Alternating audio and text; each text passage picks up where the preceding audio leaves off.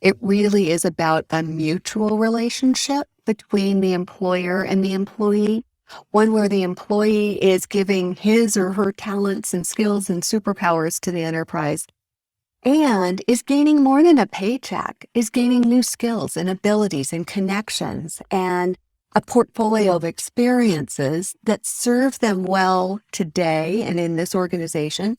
And as you alluded to in the introductions, that serve them well no matter where they go.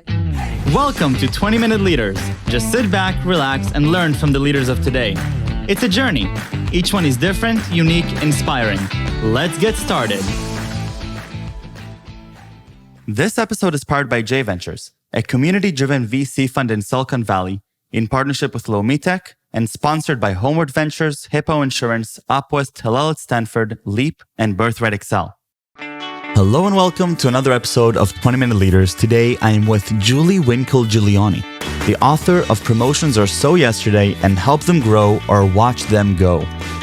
Julie is a champion for workplace growth and development and helps executives and leaders optimize talent and potential within their organizations. One of Inc. magazine's top 100 speakers, she's the author of Promotions Are So Yesterday, Redefine Career Development, Help Employees Thrive, and the co-author of the international bestseller, Help Them Grow or Watch Them Go, Career Conversations Organizations Need and Employees Want, translated into 7 languages. Julie is a regular columnist for Training Industry Magazine and Smart Brief and contributes articles on leadership, career development, and workplace trends to numerous publications, including The Economist. You can keep up with Julie through her blog, LinkedIn, and Twitter. We'll have a great time talking about workplace, career development, both from the employee side, from the person developing their career, but also from the employer and the organization, the personal manager. Because this question of development, career development, especially in the age we're living in, at least in tech, the Great Resignation, this independence, this idea that we can transition to different careers, we can hold many different careers and have different opportunities. It presents new challenges to thinking through growth and personal trajectories. And so you've written an awesome book about this. Promotions Are So Yesterday and Help Them Grow or Watch Them Go. And so obviously talking also about retention. Enough said by me. Julie, before we even talk about this specific thing, your passion for career development and workplace management, well, what is that about? I had the good fortune of working for so many terrific leaders who were just natural developers of people throughout my career. And I didn't really hit a normal boss, not even a bad boss, just a normal boss till I was about 30. And when I finally had this boss who did not prioritize my development, she was perfectly lovely. She was fine. That didn't matter to her. It was the work product. I realized what a deal breaker that was for me personally and for others in the workplace. I was really immobilized and very unhappy, had to leave that job and find a boss who was committed to my growth.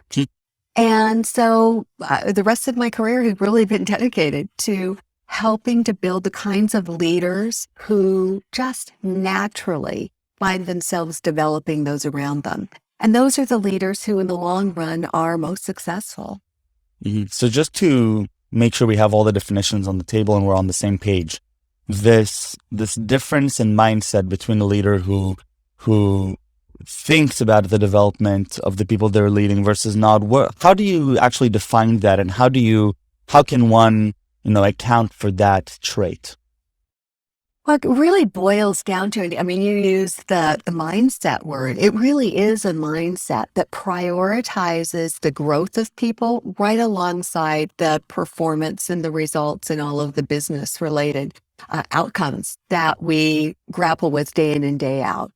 It really is about a mutual relationship between the employer and the employee, one where the employee is giving his or her talents and skills and superpowers to the enterprise and is gaining more than a paycheck, is gaining new skills and abilities and connections and a portfolio of experiences that serve them well today and in this organization. And as you alluded to in the introductions, that serve them well no matter where they go, as they kind of take these portable skills and experiences from role to role, gig to gig, whatever it might be that defines their career. And so when we're talking about portable skills, things that can be translated to different careers, at the end, does it clash with what we need people to be doing in an organization? Because sometimes, you need somebody to do something very specific, and that is what the organization needs. That is what the person is being measured on. That is what the team is measured on. Does that ever clash or collide with this idea of developing portable skills that will allow the person to personally develop? Well, the good news is that organizations and the workplace are changing quickly enough to where we can't expect that someone is going to just do the same thing over and over again and not add to their bag of tricks. Anyone who's doing that, any organization that is doing that, is going to find itself falling far behind. The last couple of years have taught us just how quickly everything can turn on a dime. Yep. And so for an organization to ensure its success over time, it needs to make sure that its people are being grown and developed over time. We all need to be looking around the corner, anticipating what's next, and laying the foundation for being able to remain relevant and to thrive in those times.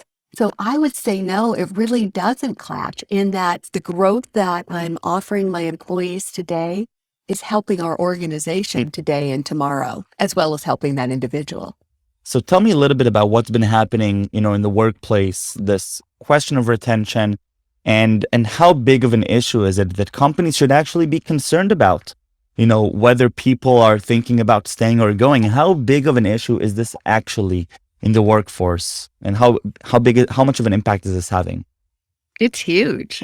It's absolutely huge for most of the organizations with which I'm working, at least. And I think probably organizations in general. I mean, the Great Resignation, is built right into the expression. And whether you want to think of it as resignation or reshuffle, I started early on thinking of it more in terms of the great reevaluation. It's a significant change for organizations and leaders to contend with, because employees throughout these past couple of years, they've had to confront their mortality. They've had to deal with family dynamics that they hadn't had to grapple with before. They've had the time to pause and reevaluate their priorities, and in the process to determine that they want a very different relationship with work than they've had in the past. Right. And for organizations, it is a significant opportunity. We're really at an inflection point where organizations have the opportunity to shift how they engage with employees and to change the nature of that contract, that relationship, in such a way that folks are going to be willing to return and be retained and continue to contribute their talents to the enterprise. Right. And so now we're looking at some, if I'm looking at the average worker and, the average team, how does this actually translate into the day to day? Because, there are mechanisms for companies to support the internal growth of their employees. Some of those are trivial, like promotions, right? And you're able to take a person and to tell them, you've done a great job, I want to give you more responsibility. This is sort of the main mechanism I think we've distilled it to. But you're actually saying that this is no longer, enough for today's reality. What do you mean by that? Well, for decades, we have been conflating career development with promotions. So I would say promotions are anything but trivial. It is the default definition that most people have when they think about career development. And unfortunately, with organizations being hierarchies that look like pyramids or pinheads, with flatter, mid-levels of management, with work getting done more organically, the opportunity to grow through promotion is limited to a very few number of employees. And so we create mathematical impossibility when we define career development as promotions, because we can't ever give a promotion to everybody who wants to grow. And so we have an opportunity right now to expand the definition of career development and Mhm. careers in general. And over the last decade or so, as I've been doing field research with hundreds of organizations in the US and abroad, I've been able to kind of put my thumb on the pulse of what careers and career development means to people. And there are other dimensions. It's interesting. The Inuits have like 53 or more words for that white stuff that we call snow. And Mhm. we just have that one word for it. And I feel like with career development, it's been the same thing. The language of career development, we've only had the word promotion. But in the backs of people's minds, they know that there's more than that they want more than that, and that there are more opportunities for them to grow than just that. And so I developed this multidimensional career framework that includes certainly that climb up the corporate ladder, because Mhm. despite the fact that the book is titled Promotions Are So Yesterday, they are today, they're going to be tomorrow. That's just part of the reality.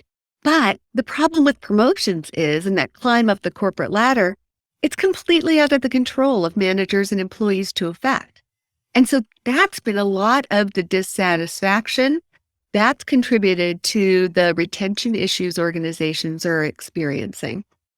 Right. And so from what I'm understanding is that traditionally we started with this idea of promotions, and it quickly became conflated with this, or became a synonym for personal growth. And the basic assumption here is that this is contradicting, because you only have so many promotions, and as you get higher in the ladder, there's less people on that level, and so you're limiting the personal growth. But that's contradicting to the whole assumption that you want every person to have personal growth. And I'm also hearing from you that it's not necessarily an intentional thing for corporates to say we do not want our employees to have personal growth. Obviously, they do want that, and they understand that they want their employees to be motivated and engaged. But it just sounds like that we just didn't develop the right mechanisms, and leaders don't have the right tools to make it happen, right? See, so well said, Michael. Absolutely. Leaders and employees have been operating with a very limited toolkit, to Mm-hmm. use that metaphor. So in the book, the heart of the book is this multidimensional career framework, these other 7 dimensions that managers and employees control, that they can, that are in their sphere of influence. So things like contribution and competence. We grow a lot through connection. Confidence is a huge factor that can grow over time. Challenge, contentment, choice. And then the 8th dimension is still that climb up the corporate ladder, because there are times in our careers where that's appropriate. But if it's not available, or if I'm not ready for it at a particular time, these other 7 dimensions create a wide open playing field for managers and employees to work with, to allow for growth in role in the here and now. Right. So we're in a team, and we're in a corporate, and we're looking for strategies in order to improve on my ability as a manager to help my employees have better personal development. How do I actually think through this? What are some non-trivial things that I need to question, to ask, or to do in order to go on the right steps here? Well, the first thing is career development, personal growth, all of that is based in a relationship between the manager and the employee, right? And that relationship plays out through conversation. So as leaders, we need to be cultivating an ongoing thread of dialogue with people that keeps this idea of development and personal growth front of mind. That's not just that one and done annual conversation where we talk about your career and then tuck it away until next year this time. So that's one of the things we need to, as leaders, we need to earn the right to engage in something as intimate as growth and development really is to people. So that's sort of an ongoing thematic responsibility or to-do for managers to consider. If that is the foundation, then probably the most important thing we need to do is to help people start thinking not about what they want to be, but about what they want to do. Because so much of the challenge that we find ourselves in right now is from the time we're kids, we think of work as what we want to be when we grow up, right? We think of titles and roles, and that's what success looks like. And then we get to the workplace, and managers reinforce that with, where do you see yourself in 3 to 5 years? It's all about what you want to be. And that's what creates a limited conversation between manager and employee. So expanding the conversation is really non-trivial, to use your expression, for sure. Helping to shift the conversation from what do I want to be to what do I want to do? What does success look like to you? What kinds of challenges are you really up for? What kinds of technology or clients or whatever, the nature of the work might be, are you most anxious to engage in? What do you want to accomplish, look back on as your legacy? When we start talking about what people want to do, that opens up so much possibility, not just for fulfillment and satisfaction, but for growth as well. So a lot of these things, I definitely see how a mid-level manager can do with their own team. A lot of it is where we're talking about conversation, we're talking about personal identity and being able to understand how to even communicate with the different team members. But now I'm wondering, on the corporate structure, is this something that is relevant to be discussed on a strategic level for corporate, on top-down management from, in other words, who should be concerned with this? And is it relevant up to the top levels of the C-level executives? Or is this really relevant mainly for the mid-levels and low-level managers? See, all of the above, Michael. I would say literally everyone. So I'm working with lots of organizations right now, and we're starting right in the C-suite, working with senior-most leaders to shift their thinking, to embrace a multidimensional approach to career development, to explore ways to elevate these other dimensions to the same level as that climb up the corporate ladder. And the plan is to then cascade that messaging and that training and learning throughout the organization to all levels of managers and leaders. In other organizations, I'm going in and with frontline leaders, just one division, one area, doing some training. And it's stunning how a single manager who's committed to expanding the definition of career development and engaging with people differently can affect change just with their own group. They're affecting their culture, the satisfaction, and even the retention of their individual teams. So I would say it works, both at the senior and the really frontline levels of an organization. Are there times where this is just not relevant? Does that exist? I mean, can we find some situations in which we say, you know what? In this case, personal development maybe shouldn't be a priority. It's really hard for me to imagine a set of circumstances where development shouldn't be a priority. If we're working with people have an innate need to grow and learn. And organizations have a survival need for people to grow and learn. So unless we're working with machines, and even they're learning and growing around us, I can't imagine a set of circumstances where we want to keep people small and not expand their capacity to contribute.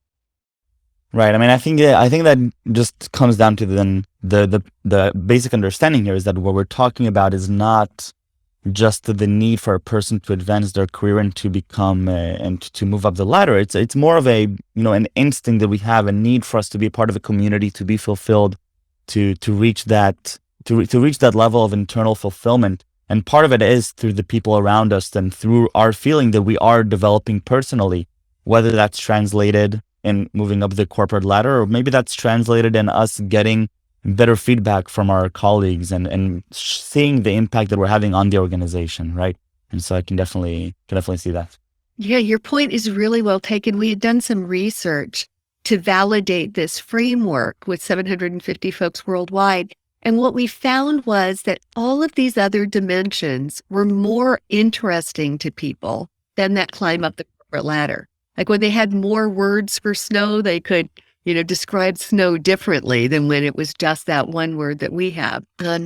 So when I think about the research, the number one greatest interest in aggregate was contribution. Mm. And that to me just Yeah. really speaks to, we want to give. And Yeah. when we can grow and learn in that process, you talk about a win-win. It doesn't get better. Sure. I love that. Julie, thank you so much. This was so enjoyable and I really loved it. I appreciate the time and the energy and the insights. And thank you very, very much. Continue making a positive impact and stay safe and stay healthy. Thank you, Michael.